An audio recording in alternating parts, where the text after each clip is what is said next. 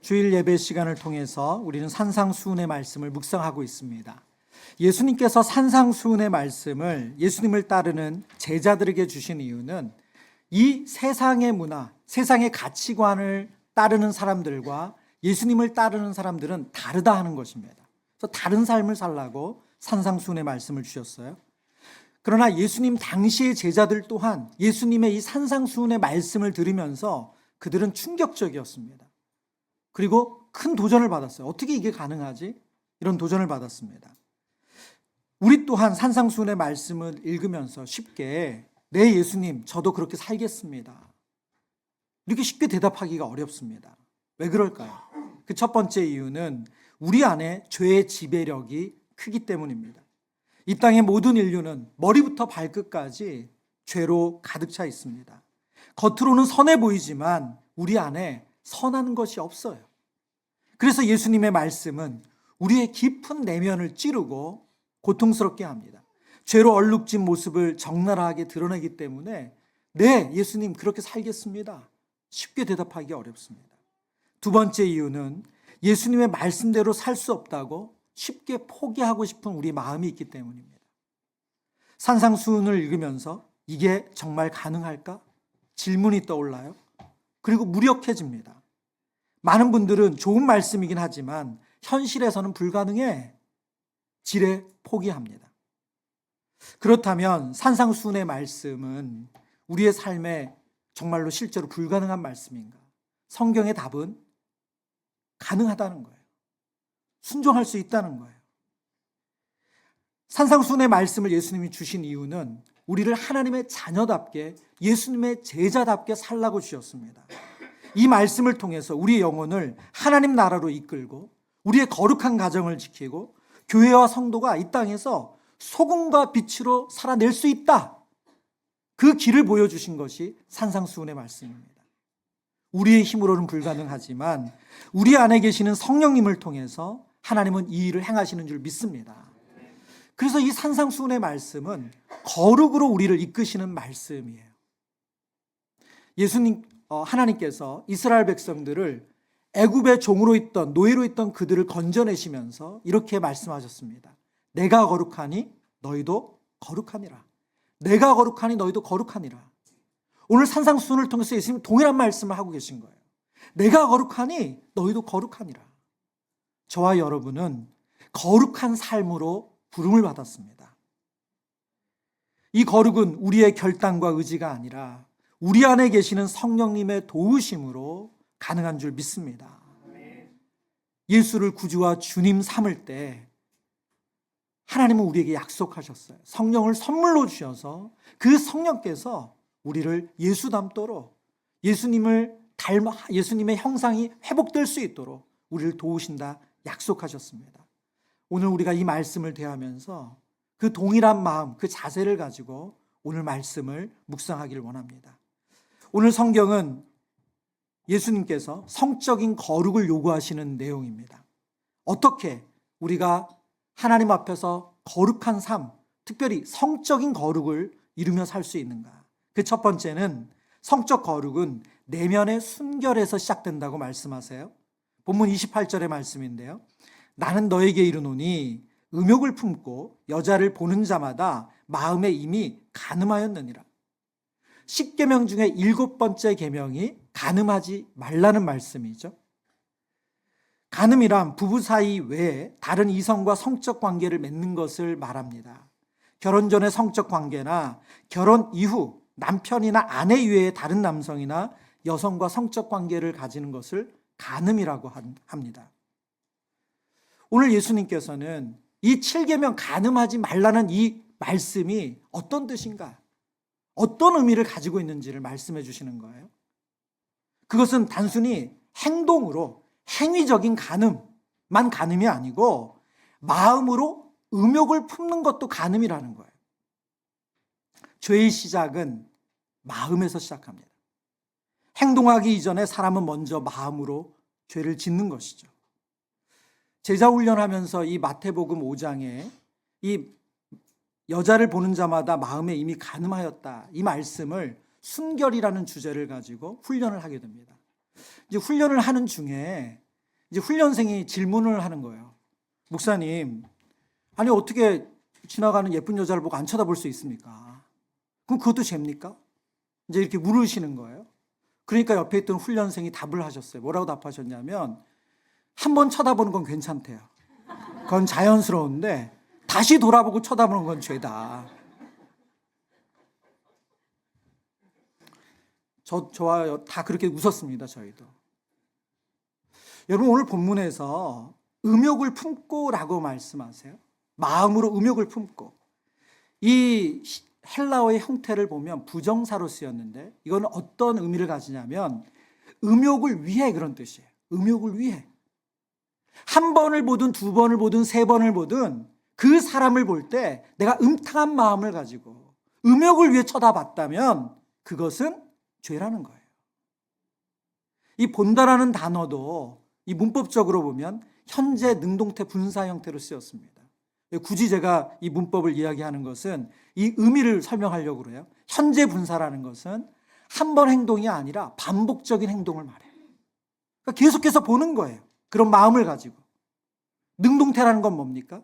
내가 그 일을 당한 것이 아니라 의지를 가지고 그런 뜻을 가지고 봤다는 거죠.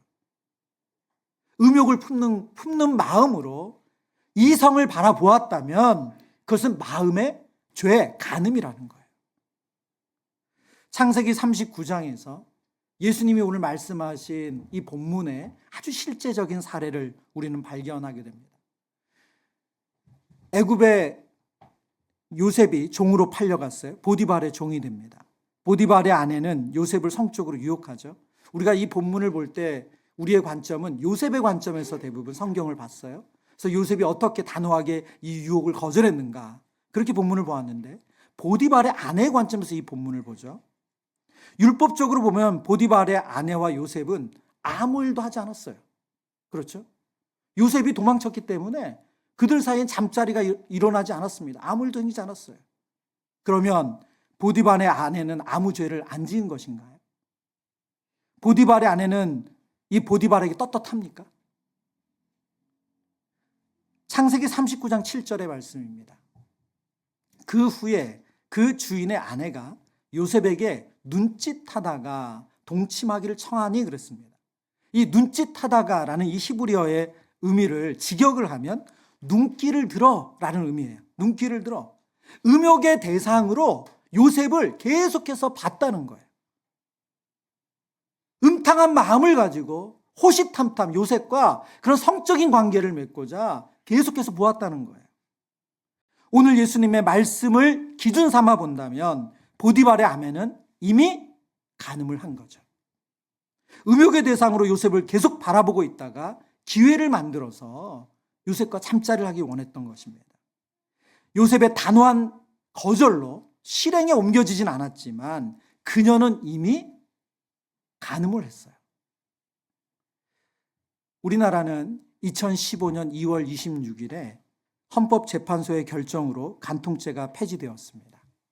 이 헌법재판소가 간통죄를 폐지하면서 이런 설명을 했어요. 개인의 성적 자기결정권과 사생활의 자유를 지나치게 침해한다. 혼인관계에서의 성적 충실 의무는 형벌이 아닌 개인의 도덕적 책임과 민사적 조치로 다뤄야 한다. 그래서 이 결정이 난 이후, 이 간통죄가 폐지된 이후에 이 간통은 이혼 위자료를 얼마나 더 받을 수 있는가 하는 소송의 중요한 쟁점이지 더 이상 이것이 죄이냐 아니냐 하는 쟁점이 되지 않습니다. 여러분, 이러한 시대에 우리가 예수님을 믿고 따르고 있어요. 예수님은 이 시대를 살아가는 우리에게 마음의 순결을 요구하고 계십니다. 성적인 죄에 대해 무감각해지는 이 시대에 발딛고 사는 우리에게 깨끗한 마음을 가지고 하나님 앞에 서야 된다 말씀하고 있으세요. 성경을 보면 요한복음 8장에 예수님께서 가늠하다 현장에서 잡힌 여인을 만납니다. 율법적으로 이 여인은 돌에 맞아 죽어야 되는 여인이에요. 예수님은 이 여인의 죄를 묵인하거나 방조하지 않으세요. 요한복음 8장에 예수님께서 이 여인을 보내시면서 뭐라고 말씀하십니까? 다시는 죄를 짓지 말라 말씀하세요. 그녀의 죄는 악한 것이고 한 가정을 파괴하는 것이고 그녀의 죄는 공동체를 죄로 오염시키는 악한 것이라고 분명하게 말씀하세요. 그녀 자신을 파멸로 몰고 갈 뿐만이 아니라 하나님 보시기에 악한 것이다 말씀하세요. 예수님은 그녀의 죄를 용인하는 것이 아닙니다. 오늘날 우리는 성적인 죄에 대해 둔감해지는 시대에 살고 있습니다. 하지만 예수님께서 이런 시대, 이 성적으로 어두워져가는 이 시대에 우리에게 거룩하게 살라고, 마음까지 순결해야 된다라고 말씀하고 있어요. 이것은 단순히 도덕적으로 깨끗해라 라는 것을 넘어서 하나님 앞에서 거룩한 삶을 요구하시는 거예요. 디모데후서 20장에 보면 비유를 하나 듭니다. 큰 집에는 그릇이 많대요. 금그릇, 은그릇, 질그릇. 그러나 어떤 그릇이 하나님 앞에 귀히 쓰이는가? 그것은 어떤 재료로 만들어졌냐 하는 것이 아니라 바로 깨끗한 그릇이라고 말씀하세요. 사랑하는 우리 성도님들이 하나님께서 쓰실 수 있는 깨끗한 그릇, 마음까지 순결한 그릇 되시기를 주님의 이름으로 축원합니다. 두 번째, 그리스도인의 거룩한 성을 지키기 위해서, 성적 거룩을 지키기 위해서는 유혹의 뿌리를 제거하라고 말씀하세요. 우리 본문 29절과 30절의 말씀을 우리 한 번 더 보겠는데요. 제가 먼저 29절 읽습니다. 만일 내 오른 눈이 너를 실족하게 하거든 떼어내버리라. 내 백체 중 하나가 없어지고 온몸이 지옥에 던져지지 않는 것이 유익하며 30절 같이 읽습니다. 또한 만일 내 오른손이 너를 실족하게 하거든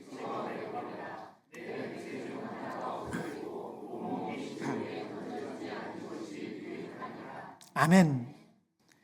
오늘 예수님께서 마음의 순결을 요구하시면서 그렇게 우리를 순결하게 지키기 위해서 어떻게 해야 되는가? 그 유혹의 뿌리가 되는 것이 있다면 그것을 뽑아내버려야 된다는 거예요. 제거하라고 말씀하세요. 오늘 본문에 실족하게 하다라는 이 단어의 의미는 걸림돌이 되다, 죄에 빠지게 한다는 거예요.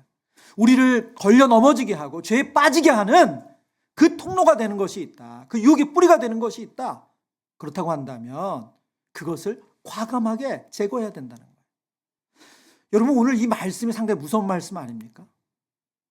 저와 여러분이 눈으로 범죄했어요. 그 오른 눈을 뽑아버리래요. 신학자들이 왜 오른 눈이라고 말하냐면 특별히 전쟁을 할 때 이 병사들에게 오른 눈이 가장 중요하다는 거예요.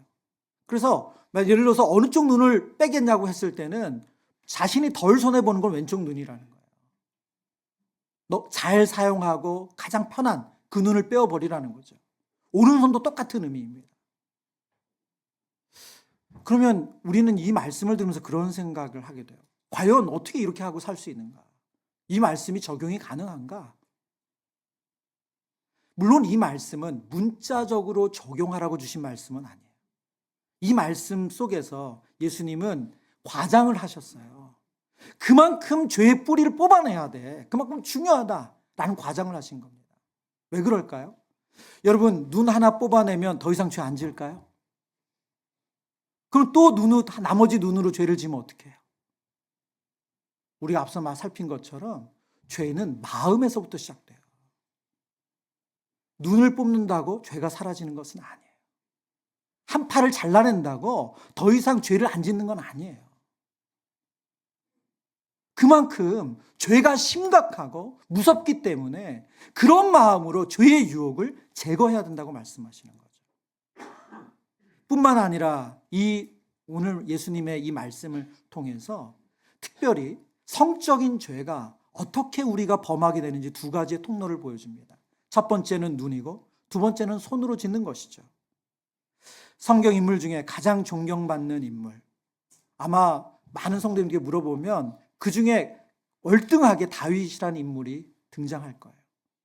그러나 다윗은 성경에 그 누구에게도 정말 보일 수 없는 너무나도 악한 짓을 했습니다. 사무엘하 11장에 보면 이런 말씀이 있죠. 11장 2절의 말씀입니다. 저녁 때에 다윗이 그의 침상에서 일어나 왕궁 옥상에서 거닐다가 그곳에서 보니 한 여인이 목욕을 하는데 심히 아름다워 보이는지라. 우리는 이 내용을 다 알고 있습니다. 이 여인은 우리아의 아내였고 밧세바라는 이름을 가진 여인이었죠. 근데 그의 죄의 시작이 어떻게 시작됐습니까? 왕궁 옥상에서 거닐다가 그곳에서 뭘 했다고요? 보니 그 여인을 보는 것으로 죄가 시작됐어요. 이것은 한 번 보고 끝나는 것이 아니라고 말씀드렸어요. 만약 다윗이 그냥 잠이 안 와서 선선한 왕궁을 거닐다가 정말 너무 가까이 있는 어느 집에서 불이 켜져 있는 게 보이고 한 여자가 그냥 씻고 있는 것을 보게 됐어요. 그러면 놀라가지고 바로 침상을 들어갔다. 여러분, 그러면 아무 일도 일어나지 않았을 거예요. 그러나 다윗은 그 보는 것을 멈추지 않았어요. 3절로 가면 다윗은 신하를 시켜서 이 여인이 누군지 알아보게 합니다. 그리고 4절로 가면 그 여인을 데려오게 해요. 보는 것, 그 음란한 것, 그 여인의 벗은 것을 보는 것으로 죄가 시작되죠. 그리고 그 죄의 결과는 다윗의 생애 동안 하나님의 철저한 심판을 받게 만들었습니다. 음욕을 일으키는 가장 큰 통로는 바로 보는 것에 있다는 거예요. 오늘 디지털 정보가 홍수처럼 쏟아지는 우리에게도 보는 것은 정말로 막강합니다. 내가 원하든 원하지 않든 우리는 눈으로 접하게 되는 유혹을 매일 만나게 돼요. 과감하고 단호한 거절 없이는 이길 수가 없습니다. 나를 실족하게 한 웹사이트나 앱이 있다면 바로 끊어내야 됩니다. 여러분, 오늘 설교를 들으시고 여러분의 핸드폰에 있으면 안 되는, 접속하면 안 되는 그런 사이트와 앱이 있다면 반드시 끊어내는 은혜가 있기를 바랍니다. 그리고 파수꾼을 세우셔야 돼요. 유혹에 무너지기 쉬운 우리 자신을 인정하고 다시는 그리로 가지 않도록 파수꾼을 세우셔야 돼요. 여러분, 다윗이 어떤 사람이었어요? 하나님의 마음에 합한 자다. 하나님의 마음에 합한 자다. 다윗은 늘 하나님께 뜻을 묻고 그 뜻에 순종했던 사람입니다. 그런 다윗이 보는 유혹에 그렇게 무너져서 그의 인생 후반에 하나님의 철저한 심판을 받을 수밖에 없었어요. 우리는 다를까요? 얼마든지 남도 속이고 나를 속일 수 있는 것이 우리의 죄된 본성입니다. 우리의 약함을, 우리 악함을 겸손히 인정해야 돼요. 미국의 기독교 단체 중에 프라이미스 키퍼라는 단체가 있어요. 이 단체는 남성들의 순결과 거룩을 지키기 위해 만들어진 단체입니다. 그래서 이 단체는 지금 우리로 말하면 다락방이죠. 이 소그룹을 만들어서 남성들이 정기적으로 모여요. 그래서 그들 안에서 서로 질문을 해요. 지난 한 주간 음란한 영상을 본 적이 있습니까? 대답하게 하는 거예요. 지난 한 주간 아내 외에 다른 이성과 불필요한 만남을 가진 적이 있습니까? 누구도 자유롭지 않고 쉽게 무너질 수 있기 때문에 파수꾼을 세워서 서로를 지키는 것입니다. 미국의 청소년들을 돕기 위해서 실버 링띵이라는 단체도 있습니다. 이 단체 또한 똑같은 목적으로 세워졌어요. 결혼 이전에 혼전 순결을 지킬 수 있도록 우리 아이들을 돕기 위한 단체예요. 말씀을 준비하면서 하나님께서 우리에게 보여주신 좋은 믿음의 본인 우리 인물을 생각나게 하셨는데요. 바로 다니엘입니다. 바벨론 포로. 그래서 이 바벨론의 거대한 문화가 그를 지배하고 있고 그 문화를 거스를 수 없는 그 속에서 살아가던 포로였던 다니엘. 근데 그 다니엘이 어떻게 자신을 지킵니까? 다니엘서 1장 8절의 말씀이죠. 다니엘은 뜻을 정하여 왕의 음식과 그가 마시는 포도주로 자기를 더럽히지 아니하리라 하고 자기를 더럽히지 아니하도록 황관장에게 구하니. 포로로 끌려온 수많은 제국의 사람들이 아무렇지도 않게 바벨론의 우상에게 제사 드렸던 그 고기를 아무렇지도 않게 마셨어요. 그 드려진 포도주를 아무렇지도 않게 마셨어요. 그러나 바벨론은 뜻을 정했대요. 자신을 더럽히지 않기 위해서. 저와 여러분이 오늘 이 시대에 해야 할 일은 뜻을 정하는 겁니다. 남들이 다 괜찮고 좋다고 해도 여러분 가시면 안 돼요. 그런 장소에 가시면 안 돼요. 어느 분이 그러시더라고요. 동창회 가도 되냐 안 되냐. 동창회 가야 됩니까 안 가야 됩니까? 여러분 그 결정권은 배우자에게 있어요. 사실은. 나는 아무리 가도 난 떳떳해. 그래도 배우자가 원하지 않으면 안 가셔야 되는 거예요. 왜요? 여러분 결혼이라는 관계는 구속관계예요. 예. 그런데 나는 거기 가서도 나는 그냥 여자가 돌처럼 보여. 나는 남자랑 그냥 사람도 아니야. 짐승이지. 여러분 그런 마음이 있다 할지라도 배우자가 그거에 허락하지 않으시면 그건 갈 수 없는 거예요. 뜻을 정하는 거예요. 나는 그런 곳에 가서 시험 안 들 수 있어. 여러분 그렇게 자신만만하실 수 있어요. 그러나 이 시대의 누구도 이 문화 앞에, 이 악한 세력 앞에 우리 자신을 감히 나는 넘어지지 않는다고 지킬 수 있는 사람은 없습니다. 그래서 뜻을 정하는 거예요. 내 몸을 더럽히지 않겠다고. 내가 그런 장소, 그런 만남, 그런 유혹이 있는 곳 가지 않겠다. 그런 웹사이트 들어가지 않겠다. 그런 앱을 깔지 않겠다. 뜻을 정하지 않으면 우리를 지킬 수 없습니다. 눈으로 들어오는 유혹, 단호하게 끊어내겠다는 결단 없이는 우리는 세상과 똑같을 수밖에 없습니다. 그리고 여러분과 저를 지키는 거룩한 공동체에 소속되셔야 돼요. 왜요? 파수꾼이 없이는 우리는 우리 자신도 언제든지 속일 수 있어요. 그래서 여러분의 배우자가 여러분의 파수꾼이 되셔야 되고 여러분의 공동체의 그룹원들이 여러분의 파수꾼이 되셔야 돼요. 세 번째입니다. 우리 하나님께서 우리에게 주신 거룩한 성을 지키기 위해서 성경은 성적 거룩은 가정을 지키고 보호하는 길이라고 말씀하세요. 31절과 32절의 말씀입니다. 또 일렀으되 누구든지 아내를 버리려거든 이혼 증서를 줄 것이라 하였으나 나는 너에게 이르노니 누구든지 음행한 이유 없이 아내를 버리면 이는 그로 간음하게 하며 또 누구든지 버림받은 여자에게 장가드는 자도 간음함이니라. 지금 예수님께서는 간음을 말씀하시면서 자연스럽게 이혼에 대한 이야기를 하세요. 이 이혼에 대한 관점이 무엇입니까? 바로 그리스도의 거룩한 성을 지키는 관점에서의 이혼을 말씀하시는 거예요. 성은 하나님께서 우리에게 주신 선물입니다. 하나님께서 남성과 여성을 만드셨어요. 그리고 남성과 여성의 성적인 관계를 통해서 자녀를 생산하도록 하셨습니다. 이것이 성을 주신 1차적인 목적이에요. 그리고 성관계를 통해서 남성과 여성, 그 부부는 부부 안에 가장 친밀함을, 그 사랑을 경험할 수가 있습니다.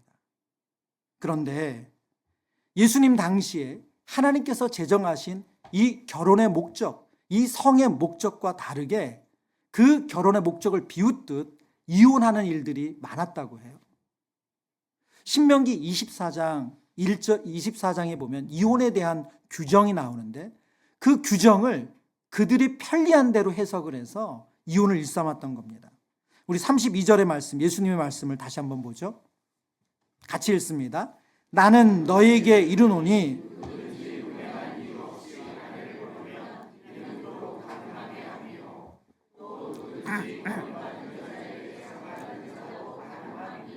아멘. 여러분 지금 예수님이 말씀하시고자 하는 게 뭐예요? 이혼 가능하다 그 얘기를 하시는 거예요? 이혼에 대한 허용인가요? 아닙니다. 예수님은 인간의 약함과 악함을 아시고 하나님께서 이혼을 허용하신 거 설명하세요. 그러나 하나님께서 짝지어 주신 결혼, 그 가정을 지킬 것에 대한 말씀을 하시는 거예요. 이혼을 하는 것을 통해서 간음이 일어날 수 있다. 지금 이 얘기를 하고 계신 거예요. 특별히 왜 이렇게까지 예수님이 말씀하시냐면 신명기 24장 1절에 이런 말씀이 있습니다. 사람이 아내를 맞이하여 데려온 후에 그에게 수치되는 일이 있음을 발견하고 그를 기뻐하지 아니하면 이라고 기록되어 있어요. 여기서 그에게 수치되는 일, 이 무슨 말이냐면 결혼을 했는데 신랑이 보니까 아내가 남자를 아는 여자였던 거예요. 처녀가 아니었던 거죠. 수치되는 일이라는 거예요. 그렇게 되면 이혼 증서를 주고 이혼할 수 있다는 뜻이에요. 그런데 당시 예수님 당시에 두 랍비 학파들이 이 본문을 해석하는 부분에 있어서 큰 차이가 있었습니다. 첫 번째는 샴마이 학파인데 이 학파는 앞서 제가 설명드린 것처럼 아주 보수적으로 이 본문을 해석했어요. 그래서 수치되는 일이란 이 여성이 결혼 전에 남성을 알았던 것, 이런 가능과 관련된 일만 해당하는 것이다. 이 일에만 이혼이 가능하다라고 해석을 했어요. 그런데 샴마이 학파가 아닌 힐렐 학파라는 학파가 있었는데 이 학파는 이 내용을 조금 더 확대해서 설명을 했습니다. 수치되는 일에 뭘 포함시켰냐면 아내가 음식을 하다가 음식을 태웠어요. 이게 수치되는 일이에요. 이혼 사유가 돼요. 그리고 시부모님에 대해 불공선해, 공선하지 않아, 이혼 사유가 되는 거예요. 심지어 지나가다가 아내 외에 다른 여자를 보는데 그 여자가 더 예뻐. 그러면 이혼 사유가 된다는 거예요. 여러분의 표정이 저런 말도 안 되는, 그렇죠. 그러면 여러분, 당시 유대인 남성들이 샴마이 학파와 힐렐 학파 중에 어떤 해석을 따랐을까요? 그렇죠. 안타깝게도 그들은 힐렐 학파의 견해를 따랐어요. 그래서 이혼 증서를 주고 자신의 탐욕, 자신의 욕정을 채우기 위해서 다른 여자를 아내 삼는 일이 빈번하게 그들 가운데 있었다는 거예요. 사람이 악한 것은 자신들의 편리대로 욕망에 맞는 해석을 따릅니다. 예수님 당시 많은 남성들이 힐렐 학파의 의견을 따랐습니다. 지금 예수님은 이러한 세상의 악한 풍조를 보시면서 지금 그 얘기를 하시는 거예요. 너희들 행하는 그 일, 이혼 증서를 주면서 이혼하는 것, 너희 죄 안 짓는 거라고 말하지만 그거 간음이야. 지금 그 얘기를 하시는 거예요.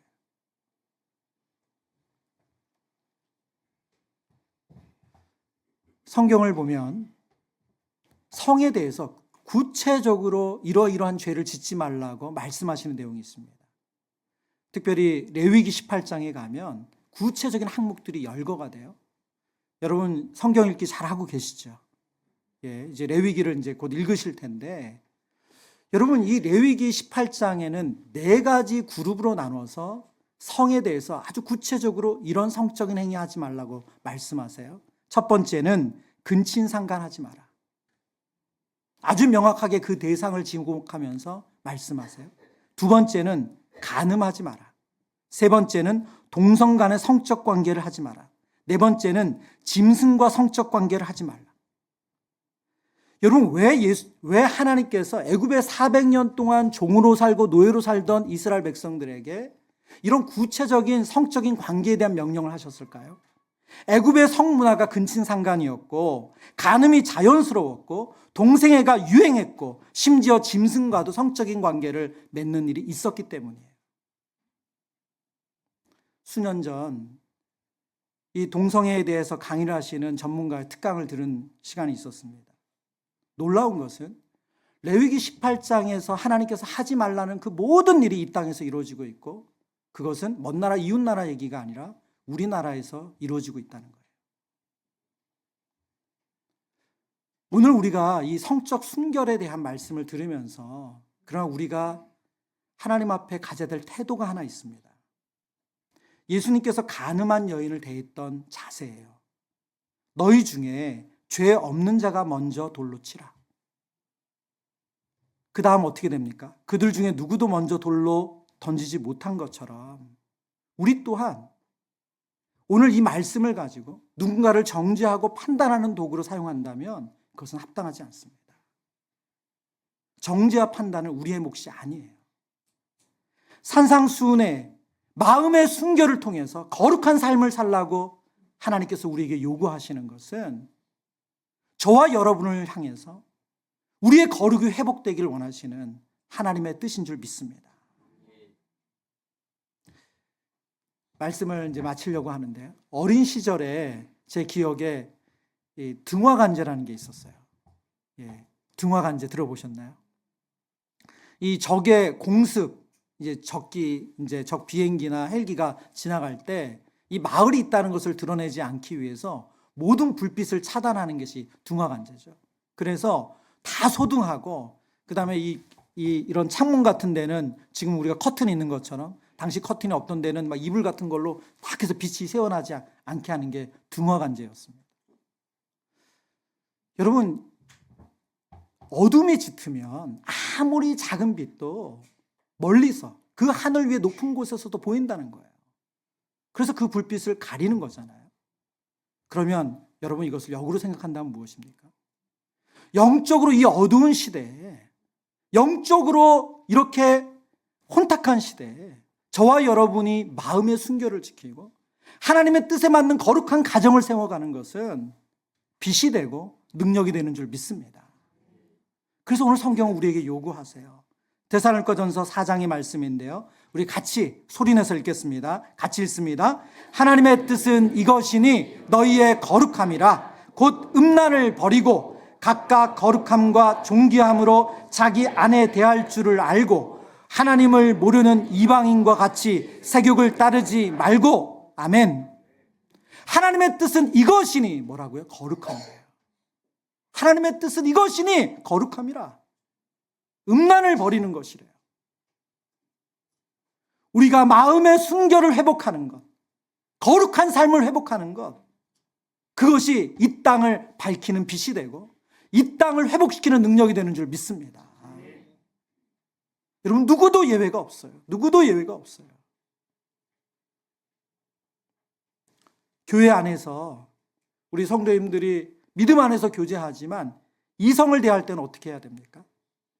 기본적으로 이성을 대할 때 남성과 여성 이전에 한 인간이라는 걸 기억하시면 돼요. 우리가 만나는 상대방은 이성 이전에, 여자이기 이전에 한 인간입니다. 남자이기 이전에 한 인간이에요. 성적인 차이보다 더 중요한 것은 동일한 인격을 가진 인간이라는 점입니다. 복음을 들고 구원을 받아야 하는 한 영혼이에요. 예수님을 닮기를 사모하며 그 간절한 마음을 가지고 모인 한 영혼이에요. 주님 뜻에 순종하고자 애쓰는 한 영혼입니다. 거기에 성적인 관계, 남녀 관계가 파고들 이유가 없어요. 여러분, 이것은 건강한 부부 관계도 마찬가지입니다. 여러분, 부부 관계도 인간 관계예요. 배우자의 성적인 매력 유무가 핵심이 아니라는 거예요. 한 인간으로 수고와 애씀에 감사할 수 있어야 되고, 연약함에 대해서는 긍휼히 여겨주셔야 합니다. 서로 성장할 수 있도록 도와줄 수 있는 동역자가 되셔야 해요. 그리고 그 안에서 누구에게도 허락되지 않는 부부간의 친밀한 성을 누리는 것이 바로 부부관계예요. 이것이 거룩한 가정을 세워가는 길입니다. 말씀을 정리합니다. 이 시대는 성적으로 문란하다는 표현으로는 다 알 수 없는 시대예요. 여러분, 저와 여러분이 어떤 시대를 살고 있는지 제가 굳이 더 다른 얘기를 하지 않아도 너무 잘 아실 거예요. 여러분, 그런 시대에 우리가 어떻게 이 시대를 밝힐 수 있습니까? 마음의 순결을 회복하시는 거예요. 이 정도 누구나 다 하는데, 여러분, 우리 주님이 그것까지도 금하신다면 그 길을 멈추셔야 돼요. 그 눈을 멈추셔야 되고, 그 손을 끊으셔야 되고, 그 발을 금하셔야 돼요. 그것이 우리의 거룩을 회복하는 길인 줄 믿습니다.